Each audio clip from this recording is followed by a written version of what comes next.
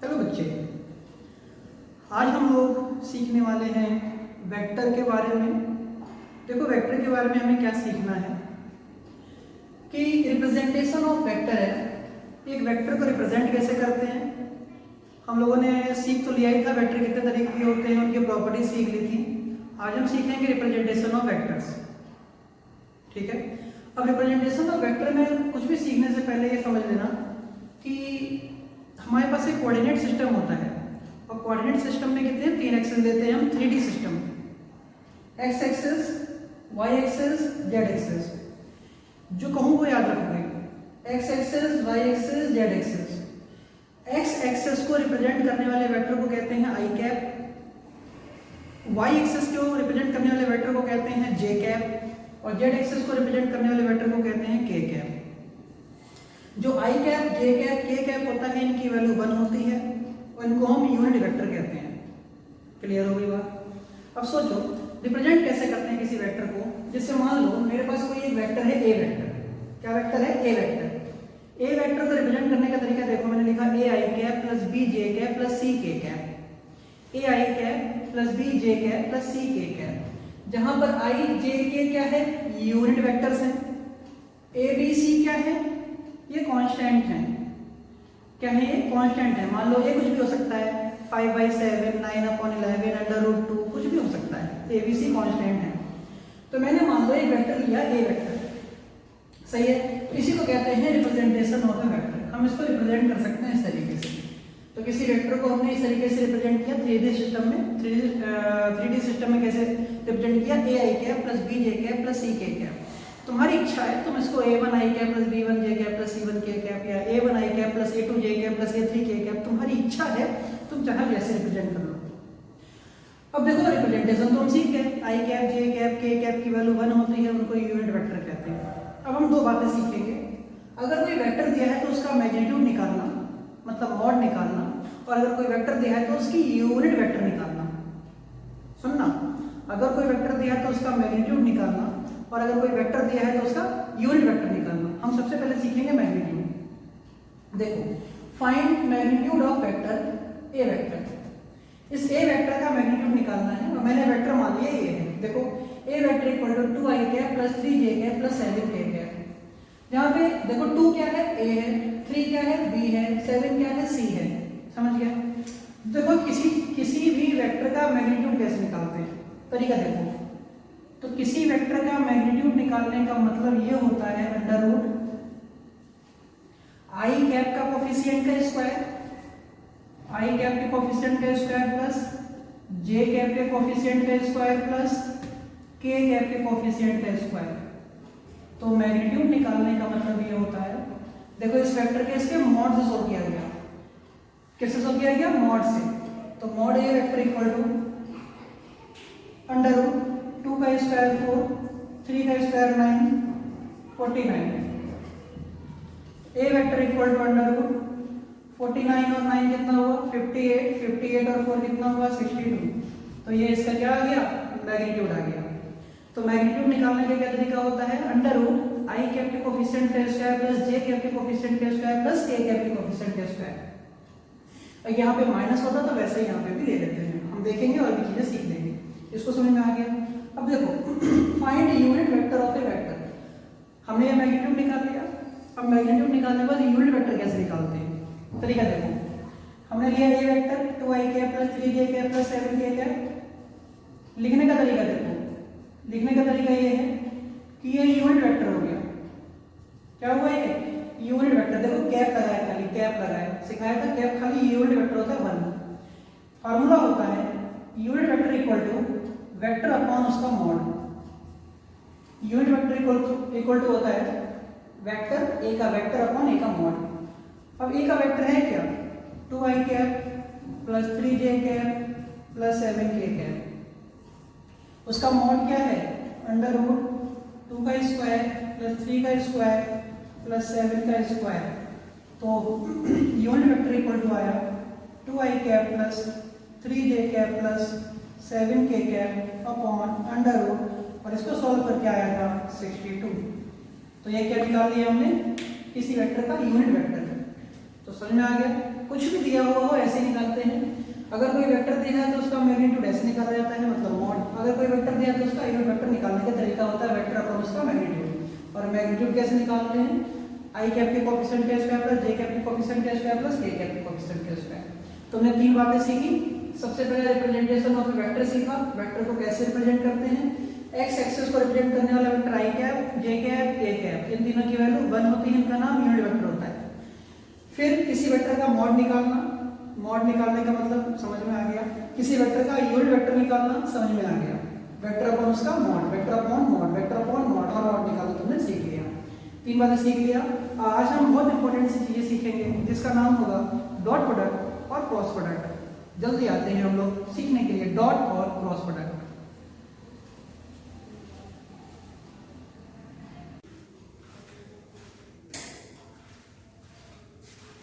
देखो बच्चों, अब हम लोग सीखने वाले हैं क्रॉस प्रोडक्ट और डॉट प्रोडक्ट किसे कहते हैं। कुल मिला के बहुत ही आसान आसान चीजें हैं। क्रॉस प्रोडक्ट किसे कहते हैं ये समझना। मान लो मेरे पास कोई दो वेक्टर हैं, एक वेक्टर ए है और दूसरा वेक्टर बी वेक्टर है, ठीक है। तो याद रखो, अगर मैं इन दोनों वेक्टर का क्रॉस करूं, क्रॉस का सिंबल क्रॉस जैसा ही होता है, तो अगर मैं इन दोनों वेक्टर का क्रॉस करूं तो इन दोनों वेक्टर का क्रॉस करने पर मुझे एक नया वेक्टर मिलता है। याद रखना क्या बोला मैंने, क्रॉस प्रोडक्ट ऐसी चीज होती है कि अगर किसी दो वेक्टर का तुम क्रॉस करते हो तो तीसरा भी एक वेक्टर मिलता है, और जो तीसरा वेक्टर होता है वो हमेशा इन दोनों वेक्टर के परपेंडिकुलर होता है, इन दोनों वेक्टर के शुरुआत वाले वेक्टर के परपेंडिकुलर होता है। अब देखो ये वैल्यू क्या होती है, ये देता क्या है समझो। तो होता यह है कि अगर मैंने ए वेक्टर और बी वेक्टर का क्रॉस किया, ए वेक्टर और बी वेक्टर का क्रॉस किया, तो मुझे एक सी वेक्टर मिला। जो सी वेक्टर मिलेगा वो होगा क्या, वो एरिया ऑफ पैरेललोग्राम होगा formed between A and B. जो सी वेक्टर होगा वो हमको ये वैल्यू देगा कि ए और बी के बीच में एक पैरेललोग्राम बन रहा है मान लो, तो पैरेललोग्राम का जो एरिया होगा उस एरिया का मैग्नीट्यूड किसके बराबर होगा, सी वेक्टर के बराबर होगा। अगर मैं ए और बी वेक्टर छोटे छोटे लूं, ए वेक्टर बी वेक्टर, तो एरिया छोटा तो सी वेक्टर की वैल्यू छोटी, एरिया कम। ए वेक्टर बी वेक्टर, पैरेललोग्राम की एरिया ज्यादा, ए वेक्टर बी वेक्टर और ज्यादा। इसका मतलब कि जैसे जैसे वेक्टर की वैल्यू बढ़ती जाती है, वैसे जैसे उसका मैग्नीट्यूड बढ़ता जाता है, तो बनने वाले पैरेललोग्राम का एरिया भी बढ़ता जाता है। जैसे यहाँ पर देखो वेक्टर और इधर भी वेक्टर, ये बड़ा वेक्टर लिया मैंने, इसके मुकाबले ये बड़ा वेक्टर लिया इसके मुकाबले, तो बनने वाला पैरेललोग्राम का एरिया भी बड़ा होगा। मान लो यहाँ पे पहले एरिया A1 था, इसका एरिया A2 था, तो A2 greater than A1, A2 greater than A1। तो क्रॉस प्रोडक्ट किसे कहते हैं, क्रॉस प्रोडक्ट का मतलब ये होता है कि अगर किसी भी दो वेक्टर का क्रॉस करते हैं, सुन लो, किसी भी दो वेक्टर का क्रॉस करते हैं तो तीसरा जो मिलता है वो उनका वैल्यू जो होती है वो तीसरे वेक्टर के बराबर होती है। जो उनके इक्वल आता है वो एक वेक्टर ही होता है, और वो वेक्टर होता क्या है, एक एरिया ऑफ पैरेललोग्राम होता है जो पहले दोनों वेक्टर के बीच में बना था, ठीक है। जैसे जैसे ए और बी वेक्टर की वैल्यू बढ़ती जाती है वैसे वैसे उस पैरेललोग्राम का एरिया भी बढ़ता जाता है। तो कुल मिला के क्या सीखा तुमने, क्रॉस प्रोडक्ट में दो वेक्टर का प्रोडक्ट हमेशा एक वेक्टर क्वांटिटी देता है। A cross B equal to C vector, C vector vector vector, ठीक है। यहाँ डॉट प्रोडक्ट देखो क्या होता है। डॉट प्रोडक्ट ऐसी चीज है जिसमें अगर हम किसी दो वेक्टर का डॉट प्रोडक्ट करेंगे, इसमें और इसमें अंतर समझना, अगर हम किसी दो वेक्टर का डॉट प्रोडक्ट करेंगे तो डॉट प्रोडक्ट करते समय जो तीसरी वैल्यू मिलेगी वो कोई वेक्टर नहीं होगी, वो एक नंबर होगा, वो एक नंबर होगा, वो एक नंबर नंबर नंबर होगा। देखो मान लो मेरे पास एक वेक्टर ए है, दूसरा वेक्टर बी है, मैंने इन दोनों को डॉट प्रोडक्ट किया, तो दो वेक्टर का डॉट करने पर क्या मिलता है, नंबर मिलता है, कभी वेक्टर नहीं मिलता। तो ए वेक्टर और बी वेक्टर, और जो हमको नंबर मिलेगा, नंबर मिलेगा, एक लाइन मिलेगी, नंबर मिलेगा, वो पहले वाले इन दोनों में से पहले वाले वेक्टर की तरफ जाएगा, वो वैल्यू बताएगा, वैल्यू बताएगा, क्या बताएगा, वैल्यू बताएगा। अगर ये वेक्टर को मैं थोड़ा सा बढ़ा दूं, वेक्टर को थोड़ा बढ़ा दूं, बड़ा कर दूं, तो वो नंबर भी बड़ा हो जाता है।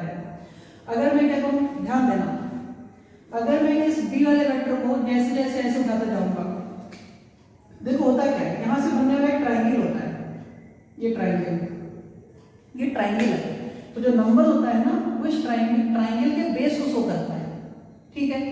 अब सोचो अगर ये वाला वेक्टर फ्लोट के ऐसे आ जाए, अगर ये वाला वेक्टर फ्लोट के यहाँ आ जाए तो ट्राइंगल यहाँ बनेगा, ट्राइंगल कम छोटा छोटा बनेगा, तो ट्राइंगल केवल इतना बड़ा बनाएंगे, ट्राइंगल बनाएंगे तो जो n होगा वो भी छोटा होकर यहाँ आ जाएगा। बात समझ में आ गई। अगर ये वेक्टर बिल्कुल ऐसे हो जाए तो ट्राइंगल खत्म हो गया, तो वेक्टर यहीं आ जाएगा। देखो जैसे मैंने बताया है ए वेक्टर बी वेक्टर, अगर मैं तुमसे कहूँ पहले बी वेक्टर यहाँ था तो ट्राइंगल इतना बड़ा, तो एन वेक्टर इतना बड़ा था, बी वेक्टर यहाँ आया यहाँ तो ट्राइंगल इतना बड़ा, एन वेक्टर यहाँ आया, बी वेक्टर यहाँ आया तो ट्राइंगल बिल्कुल पॉइंट हो गया, बी वेक्टर इधर निकल गया इससे और इधर निकल गया, इधर निकल गया तो एन वेक्टर भी इधर निकल गया। इसका मतलब जब ए और बी वेक्टर के बीच का एंगल 90 से थीटा ग्रेटर देन 90 हो जाता है, 90 से बड़ा हो जाता है एंगल, तो जो एन होता है वो नेगेटिव वैल्यू देने लगता है। एन कैसी वैल्यू देने लगता है? नेगेटिव वैल्यू देने लगता है। समझो मेरी बात को ध्यान से, मैं तुमसे क्या कह रहा हूँ, समझो कि मान लो एक वेक्टर ये है और दूसरा वेक्टर ये है, एन जो होगा वो इस पेन के साथ होगा। मैंने इसको ऊपर किया, ट्राइंगल देखो अब यहाँ से यहाँ ट्राइंगल बनेगा, छोटा बनेगा तो एन भी छोटा हो जाएगा, एन केवल इतना रह जाएगा। अब ये इतना किया तो एन 0 हो गया, इसको पीछे किया तो एन पीछे निकल गया, क्योंकि ट्राइंगल पीछे बनने लगा, क्योंकि ट्राइंगल यहाँ बनने लगा, इसलिए एन पीछे निकल गया। तो डॉट प्रोडक्ट देखो क्या होता है, तो डॉट प्रोडक्ट का मतलब ये होता है कि अगर किसी भी दो वेक्टर का हम डॉट प्रोडक्ट करते हैं तो डॉट प्रोडक्ट करके जो तीसरी वैल्यू मिलती है उनका प्रोडक्ट मिलता है वो नंबर के बराबर मिलता है, और नंबर हमको वो क्या बताता है, किसी दोनों वेक्टर में से एक लाइन की तरफ वो नंबर जाता है। अगर ये ऊपर की तरफ बढ़ता जाएगा एंगल तो धीरे धीरे वो नंबर कम होता चला जाएगा, एंगल और बड़ा हो जाएगा तो एंगल नंबर नेगेटिव में पहुंच जाएगा। बात समझ में आ गई। तो क्रॉस प्रोडक्ट और डॉट प्रोडक्ट में क्या डिफरेंस है समझ में आ गया।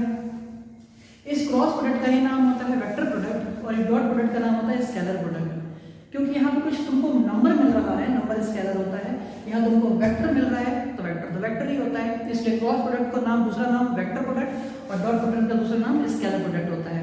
क्रॉस प्रोडक्ट में जो वैल्यू मिलती है वो वेक्टर के बराबर मिलती है और उसकी वैल्यू पैरेललोग्राम का एरिया होती है जो ए और बी के बीच में था।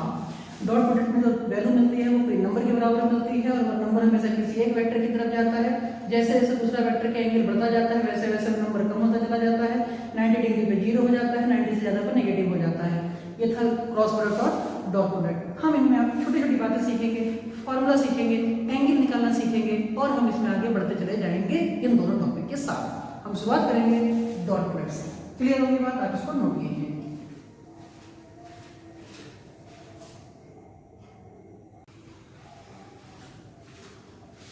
देखो बेटा, कौन से लिखेंगे? Dot product. समझो कौन सा प्रोडक्ट?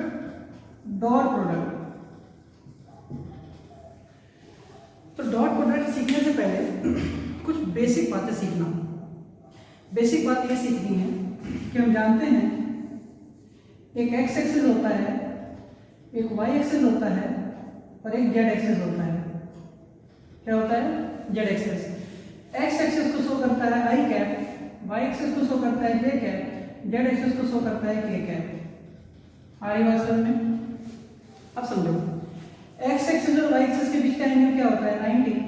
वाई एक्सिस और जेड एक्सिस के बीच का एंगल क्या होता है? 90। और जेड एक्सिस और वाई एक्सिस के बीच का एंगल क्या होता है? 90। सारे एंगल कितने कितने होते हैं? 90 डिग्री। देखो ध्यान से, डॉट प्रोडक्ट का एक फॉर्मूला याद रखो, A vector dot B vector equal to mod A vector mod B vector into cos theta. क्या होता है ये? Cos theta. कॉस थीटा समझो। तो A vector dot B vector equal to होता है mod A mod B cos theta. इसको लिखने का दूसरा तरीका क्या होता है? A vector dot B vector equal to A B cos theta. और मैंने किसी वेक्टर का मॉड निकालना सिखा दिया था, अंडर रूट आई कैप के कोफिशिएंट के स्क्वायर प्लस जे कैप के कोफिशिएंट के स्क्वायर प्लस के कैप के कोफिशिएंट के स्क्वायर। सोचिए, ध्यान देने वाली बात यह है कि अगर मान लो ये आई कैप है, ये एक्स एक्सिस को शो करता है, ये जे कैप है, ये वाई एक्सिस को शो करता है, ये के कैप है, ये जेड एक्सिस को शो करता है, और I cap J cap K cap की वैल्यू क्या होती है? 1 होती है। तो I cap equal to J cap equal to K cap equal to 1 होता है। बात समझ में आ गई, ये 1 होता है। अब सोचो तुम्हें जो डॉट प्रोडक्ट याद रखना है, एक कंडीशन याद रखनी है, बड़ा अच्छी सी कंडीशंस हैं, तुम्हें याद रखना होगा। देखो क्या, हम सबसे पहले देखेंगे आई कैप डॉट आई कैप, फिर देखेंगे जे कैप डॉट जे कैप, फिर देखेंगे के कैप डॉट के कैप। याद रखना क्या देखेंगे हम, I cap dot I cap, J cap dot J cap, K cap dot K cap, ये हमने याद रखना है। फिर इसी तरीके से हम देखो क्या याद रखेंगे, हम याद रखेंगे एक साइक्लिक ऑर्डर याद रखते हैं, साइक्लिक ऑर्डर आई कैप, जे कैप और ये के cap, I cap, J cap, K cap. समझो अब आई cap, J cap, K cap में क्या है, आई यहाँ जे लिख दो और यहाँ के लिख दो, आई जे और के, साइक्लिक ऑर्डर क्लॉकवाइज फिर एंटी क्लॉकवाइज। तो I cap dot J cap, J cap dot K cap dot I cap, इसको भी हमें याद रखना है। तो इसके अलावा याद रखना है I cap dot J cap dot K cap और K cap dot I cap. बात समझ में आ गई। तो हमको क्या याद रखना है, I cap dot I cap, J cap dot J cap, K cap dot K cap, I cap dot J cap, J cap dot K cap dot I cap. सही है, समझो बेटा। देखो आई कैप और आई कैप, ये cap लगाया था, दोनों वेक्टर हैं। जब इनका मॉड लूंगा तो वेक्टर हट जाएगा, तो क्या आएगा, आई into I cos theta, J into J cos theta, के इंटू के कॉस थीटा। क्या समझ में आ गई। यहाँ पे भी वही करो, आई इंटू जे कॉस थीटा, जे इंटू के कॉस थीटा, के इंटू आई कॉस थीटा। मैंने इन सब में फॉर्मूला लगा दिया। ये फॉर्मूला देखो, ये वाला formula, A vector dot B vector equal to mod A mod B cos theta. ये इसको ए मानो, इसको बी मानो, सेम है। तो I vector dot I vector equal to mod I cos theta. अब मॉड के ऊपर वेक्टर नहीं लगाते, तो I into I cos theta. अब बताओ, ये आई कैप है और ये भी आई कैप है, दोनों आई कैप हैं, मतलब एक एक्स एक्सिस है, दूसरी भी एक्स एक्सिस है। तो इस वाले आई और इस वाले आई के बीच का एंगल कितना, 0। तो दोनों एक्स एक्सिस हैं, 0। जे और जे दोनों वाई एक्सिस हैं, तो दोनों के बीच का एंगल कितना, 0।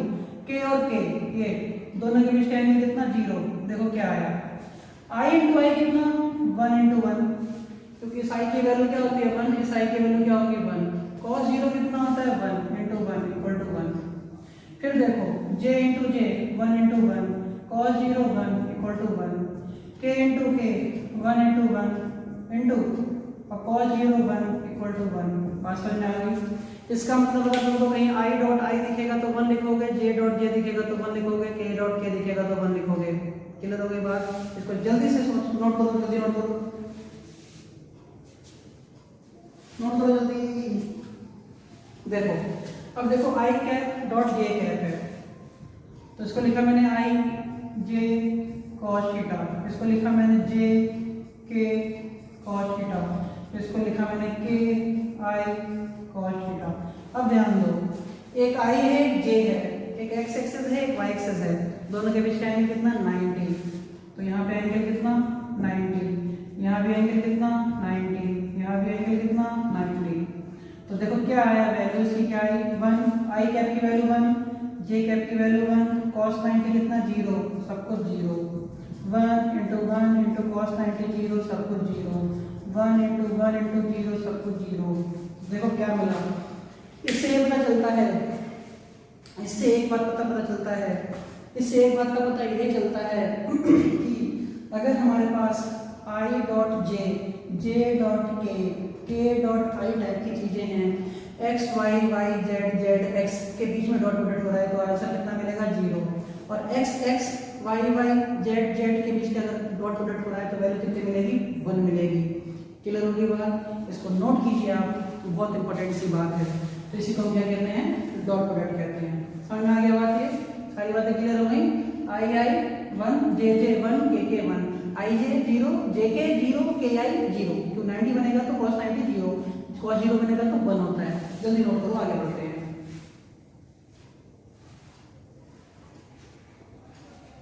चलो इसको हटाते हैं। अब मैं कोई दो वेक्टर लेता हूँ, अब मैं कोई दो वेक्टर लेकर उसका डॉट प्रोडक्ट आपको सिखाने वाला हूँ, आप ध्यान से देखेंगे।